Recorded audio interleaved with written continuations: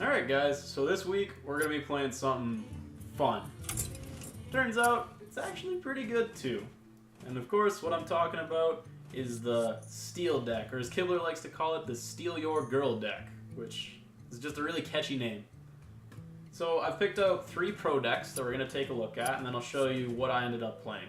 And it turns out there's a ton of different ways for you to build this. So first off, we'll take a look at Kibler. Now Kibler has the most control variant of this deck. Right off, I should mention the one missing card that I don't have is N'Zoth. If you're not familiar with N'Zoth, crafting.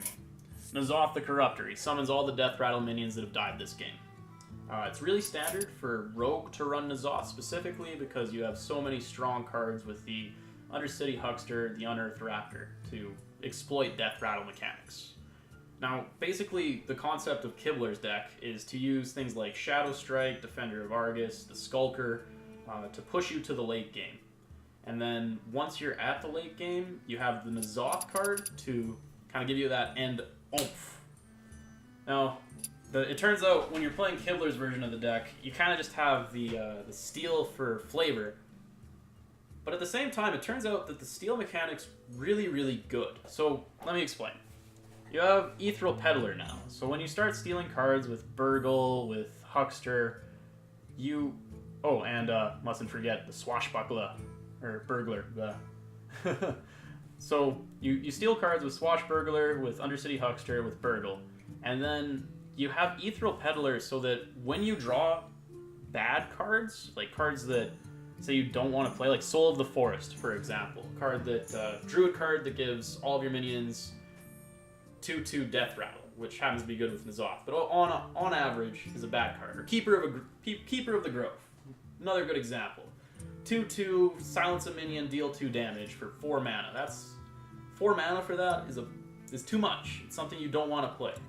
So cards like that used to be the bane of Steel, because when you get those cards, they're dead. They're things you'll never play. If you play them, you're already losing. You're losing too much on tempo. They're not unfair enough. But with Peddler now, when you reduce those cards' cost by 2, or potentially even 4 if you play both of them, you have cards that are now playable again, because Keeper of the Grove for 2 mana is actually really good. Any card, really, if you drop its mana cost by 2, becomes really good. And that's the key to what makes Steel competitive now. Because those dead cards aren't dead anymore. They're something worthwhile, and that's really, really cool, honestly. Because, I mean, of course this isn't going to be consistent, but no, it turns out that the ability to reduce the cost just, yeah, really, really helps. Yeah, so, again, this is Kibler's deck. It's quite a bit more control with the Shifter Xeris, the Farseer, N'Zoth himself, and the Skulker. Those are kind of the defining character. Oh, and the Shadow Strike. That's what makes this control versus, say, Mr. Yaguts, hope I'm pronouncing that correctly, is more mid-range-esque deck. Because if you look at the curve, he stops right at 5. He runs the Violet Teachers and the Azure Drakes for extra spell damage, Sprint to keep going, drops a lot of the draw power, throws in Cold Blood and Argent Squires to give you a bit more oomph, and still, though, keeps that same, the Peddler, the Burgles, the Swashbuckler, and the Huckster. That's the core of what makes Steel, is those 4 cards. And you run 2 of them. No matter what variant of the deck you're playing, you want to be running 2 of all of those cards. But yeah, this is his version. Notably, the missing card is the Van Cleef. I do not have Van Cleef, but you know, it makes sense that Van Cleef would be strong in this deck because of so many 1-drops and 0s. But this is more mid-rangey. You curve out into 4, 5, 6, and you kind of crush your opponent early on with strong cards with extra burst to kind of seal the deal. So you can see again, it's that template, because it turns out Steel is really, really good, and then you just put whatever else you want on top. You can make it control, you can make it mid-range, or you can even make it aggressive. So this is Trump. I'm sure a lot of you guys know Trump. He's one of the more popular people out there. And this is the more aggressive variant. He runs more 1-drops. He doesn't... If you really wanted to go ham on aggression, you could drop the Shadowcaster and a Defender, and then throw in 2 Cold Bloods. And I don't think that's incorrect. I don't think it's necessarily the best deck out there. Yeah, you throw in the 2 Cold Bloods. And then you have a really heavily aggressive variant. And I dropped the Bran. I don't know.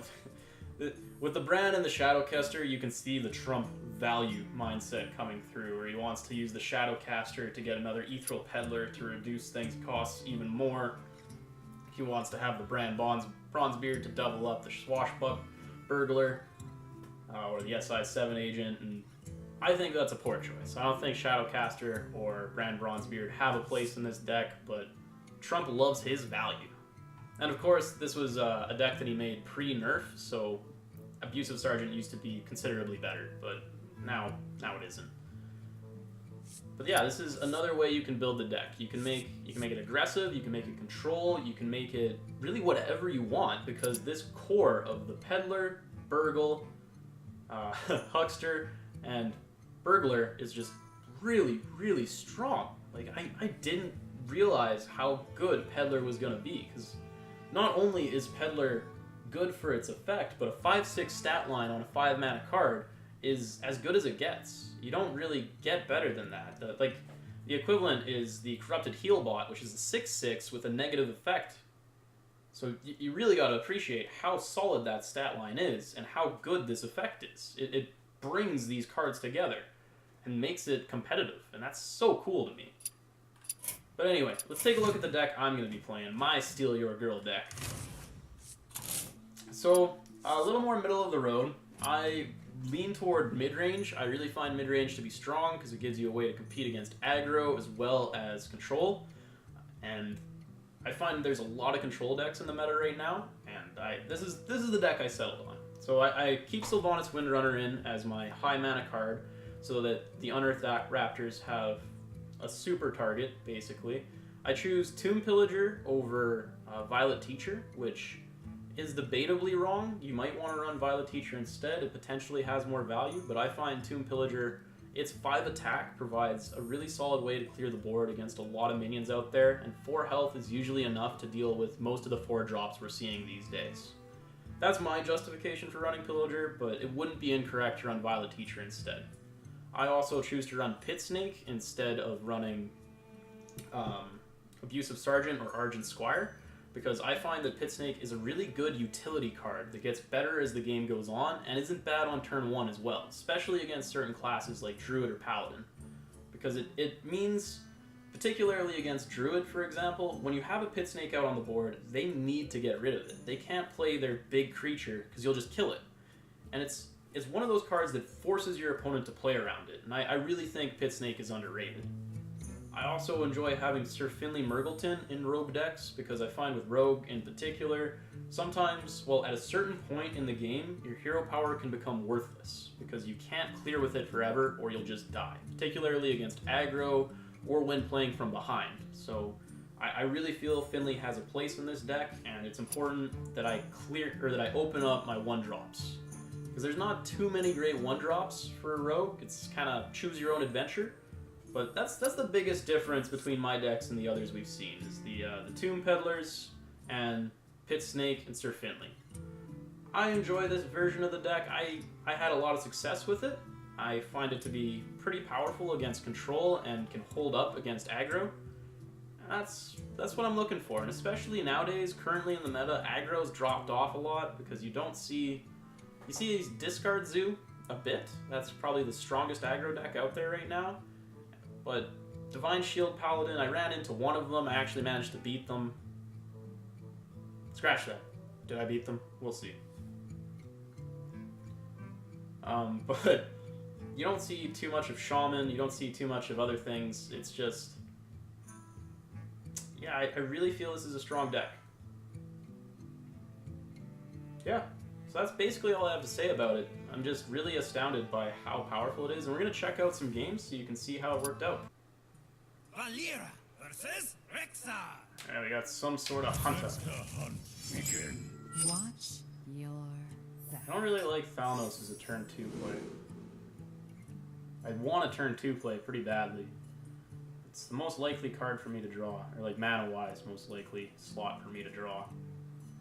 Rely on the 2 draws to try to get it. I don't think Thalanos is worth keeping in my opening hand. That's my own conclusion. I think SI is worth keeping. A lot of cards synergize with SI. Especially that one. And as Rogue, not having a turn 2 play isn't that terrible because you can hero power. And this is the best hero power on turn 2.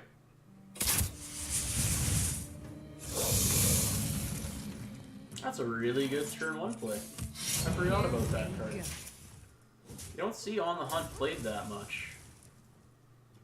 Makes it into some mid-range decks. I could see it making it into face decks as well, because it is a 1-drop that deals 1 direct damage and summons a beast.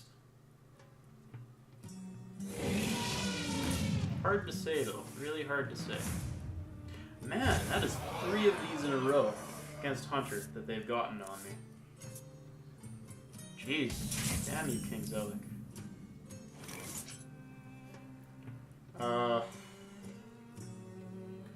We're gonna waste the SI to establish board presence. This guy's toast. I think it is more valuable to have the board presence early on than it is to save the SI battle cry, and the other option is to cycle Phantom Knives, which I don't think is a good play.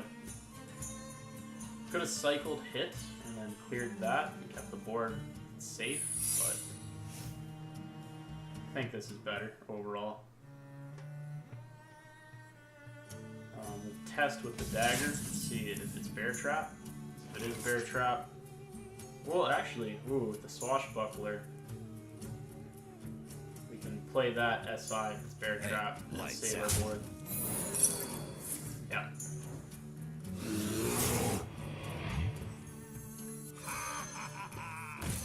This guy's toast. Now we establish a really strong board against them.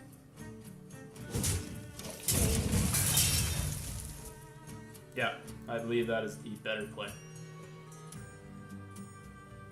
Because now, otherwise we lose the SI in the trade, and that's a 3-mana card for a 2-mana card. And you don't want to do that. You want to keep up your tempo, especially against Hunter. Hunter's a class that has so much reach, you gotta be really careful how you play against them. Might cycle the Fan here. Get the 1 extra damage, especially if he Mastiffs.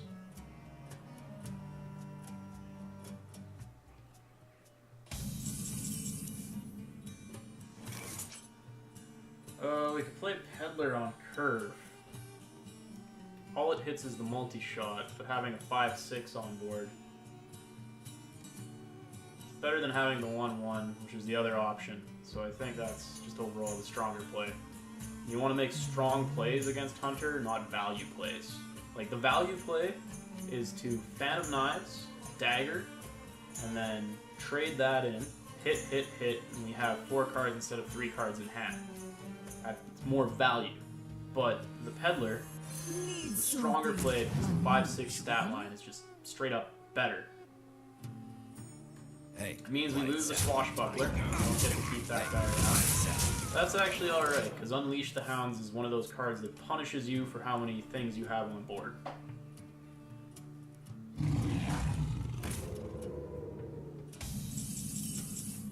This is also alright. thank you. Because now we get to shift to being the aggressor. Here we go.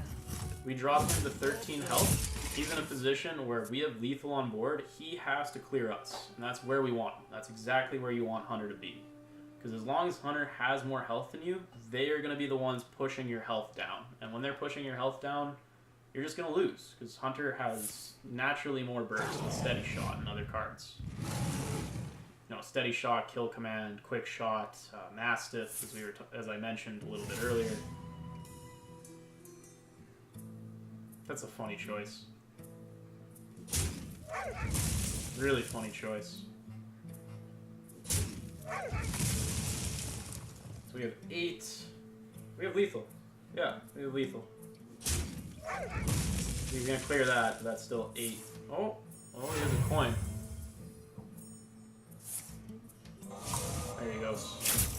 go. That's the prick. That's the prick.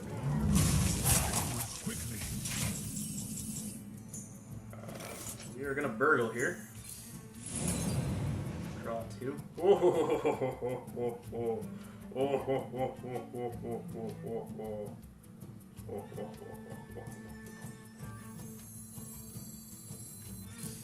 And the dark trap's actually really good too. Hey, lights out. It's unlikely he's running any sort of heal.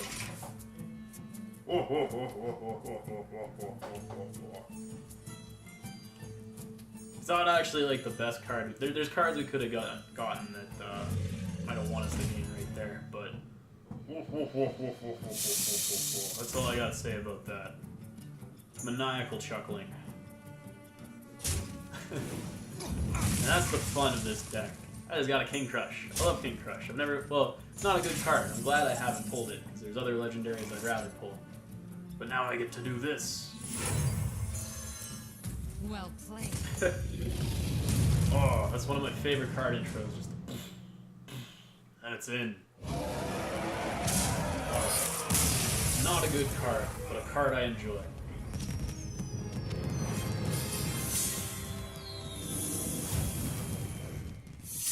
That about covers that.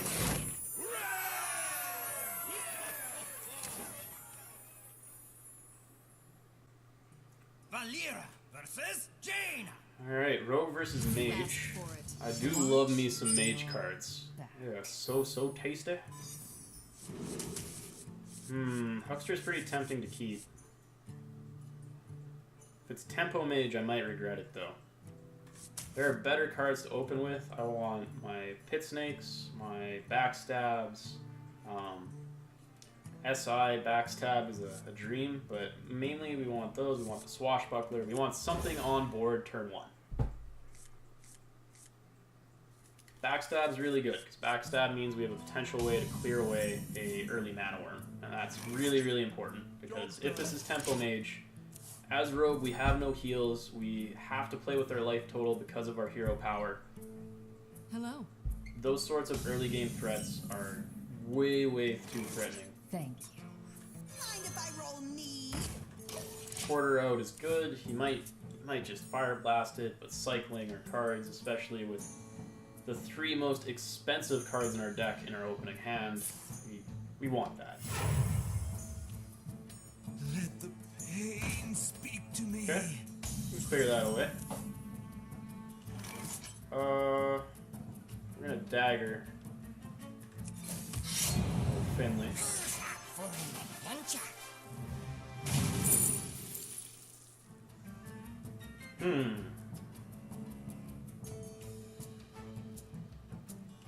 He's running that, the Acolyte, which implies that he's controlled. Therefore, I think the Hunter hero power will be quite powerful, for we are the aggressors. Here we go. You don't run Acolyte in a mage deck these days unless you're running a fairly aggressive form of mage. Or sorry, a fairly controlled form of mage. Therefore, being able to have that extra 2 damage every turn will, I think, be the best option. Druid's just kind of a bad hero power, and Paladin, well, good. I have a lot of low-end guys that I can just throw out anyway.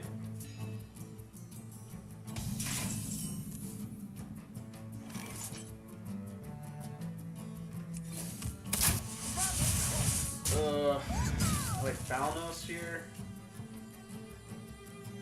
Potentially plays into a board clear, but I don't think he's going to have a board clear for a while. It's pretty unlikely he's going to be running Arcane Explosion. And that little bit of extra damage can mean a lot versus Freeze Mage, which I think this is Freeze Mage. Maybe the Flash Freeze, as people have been freaking out about. We'll see.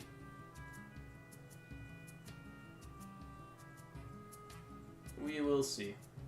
This is an awful, awful hand, by the way. I don't think I can stress that enough. What to do? What to do? And if he does clear, we draw 2 cards.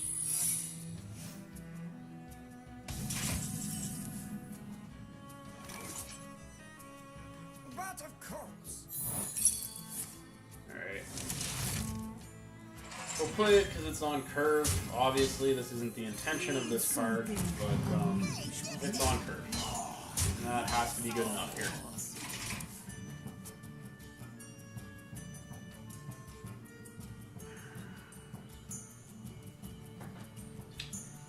This is getting a bit dicey because Freeze Mage is a deck that can kill you on turn 10. Pretty consistently, I'd say. Turn 11 consistently. What to do? What to do? Let's use multiple cards to clear. Alright.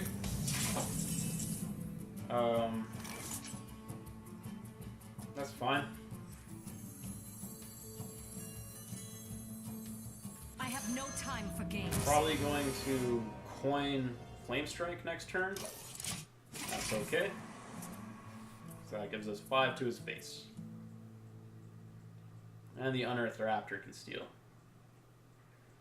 Realistically, Sylvanas probably isn't going to do much for us because there's no way for us to... Like, he's not going to play very many big minions. He might play Alexstrasza, in which case Sylvanas would be valuable. But again, it's the curving out. That's what matters right now. It's like we need to try to curve out to beat Freeze Mage. We need to put on as much pressure as we can to beat Freeze Mage.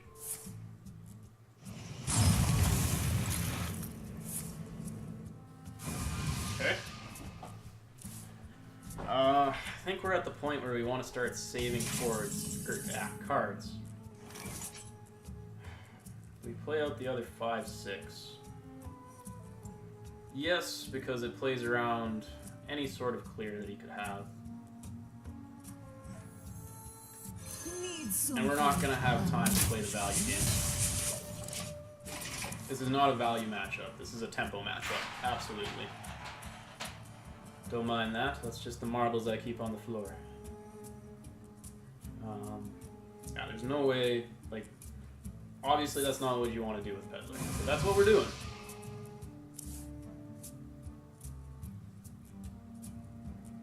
Not have he's used his board freezes and now he can't afford a board clear. He torches away, but we're still okay. It's starting to look alright. Not good, but alright.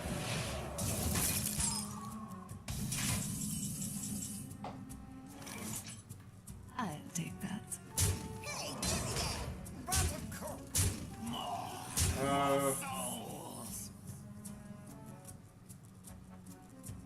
We will play the Raptor on the draw card.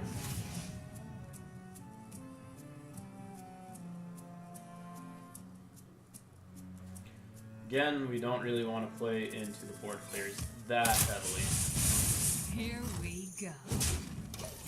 So this means when he board clears, we draw 3 cards, and that's pretty wicked.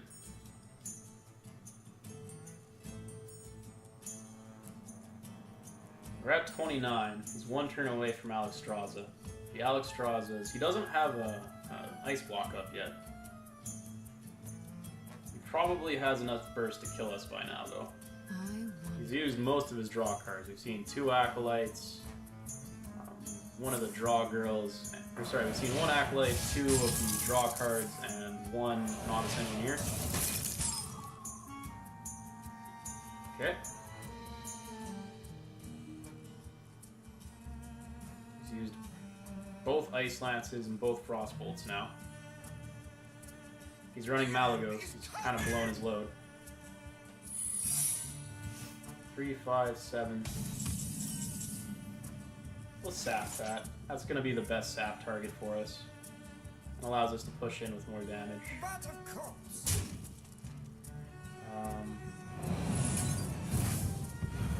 Okay.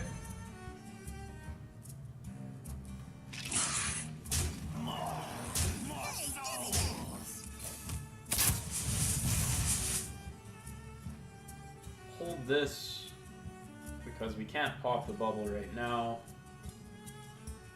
We need to get 1 damage through to be able to pop for sure next turn. But again, if he clears with the Flame Strike, we draw 2 cards. We might Flame Strike Fire Blast here. That's a full board clear. Or we draw 3 cards. But drawing 3 cards likely means that we'll draw into the little bit of damage we need.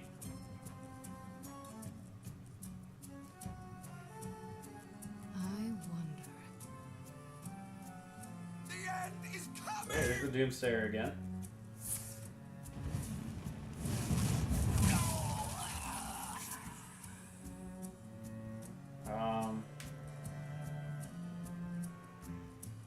I take your thunder.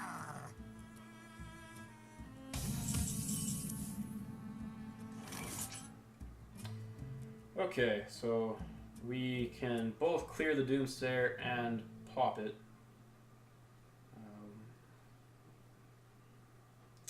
So yeah, we Hey, give me that. hit, shoot, But of course. pop it at 1. Let none survive. I'll take that. Do that. Clear. Now, if he has Alexstrasza, he has to use it on himself, which makes his burn job a lot more difficult. Do I want to play out the 2 draw cards? I think I do. I think I would like to play out the 2 draws. If I roll need.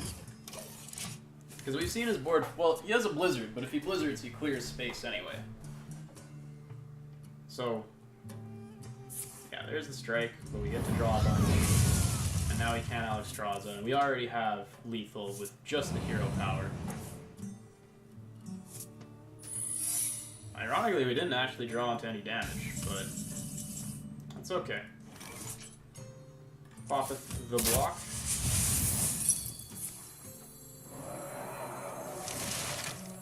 The might of Dalaran has arrived. Is there any mage? No, there's no mage cards that Burgle would, like, there's no way to get rid of that secret. We need a Eater of Secrets, or Kizan Mystic, or Flare. 7/7's the correct play because it gives me enough damage Let to none just survive. kill this guy right meow. This guy's toast.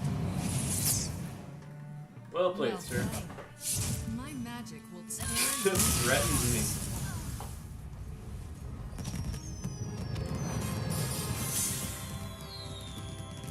Yep, that's how you beat Freeze Mage. You gotta play aggressively, no matter what class you're playing, what deck you're playing.